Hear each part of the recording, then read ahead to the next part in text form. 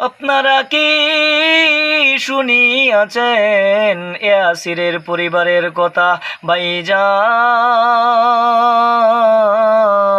ইয়াসিরের পরিবার যখন শহীদ হয়েছিল, ইয়াসিরের পরিবার যখন আল্লাহর প্রেমে শহীদ হয়েছিল, রাসূলের প্রেমে শহীদ হয়েছিল, শুনুন একটি করুণ কাহিনী।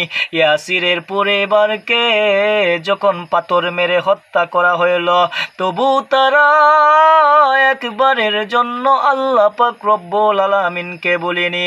তাদেরকে যখন পাথর মারা হচ্ছিল, সঙ্গে সঙ্গে তারা চিৎকার মেরে বলতে শুরু করলো, আমাদের রব এক আল্লাহ, আমাদের রব একজন শুধু আল্লাহ পাক, আল্লাহ ছাড়া কোনো ইলাহ নেই, আমরা আল্লাহ ছাড়া আর কাউকে মানি না। ভাই দোস্ত বুজুর্গ আমার, দেখুন তাদের ইমান কত শক্ত অবস্থানে ছিল, তাদের ইমান কত শক্ত অবস্থানে ছিল, তারা কত আল্লাহ পাক রব্বুল আলামিনকে ভালোবাসত।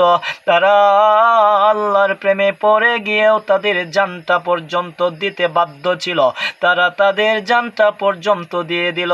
এবার তাই কাফেরের দল ইয়াসিরের পরিবারকে আল্লাহকে ভুলানোর জন্য চেষ্টা করে গিয়েছিল। এমন কোনো চেষ্টা নাই যে কাফেরের দলে করে নাই। তাই কাফেরের দলে এক পর্যায়ে ইয়াসিরের দলকে পাথর মেরে মেরে ফেলল এবং শহীদ করে দিল। তারপরেও ইয়াসিরের পরিবার কখনো আল্লাহ পাক রব্বুল আলামিনকে ভুলে নাই, পর্যন্ত জানটা দিয়ে দিয়েছিল।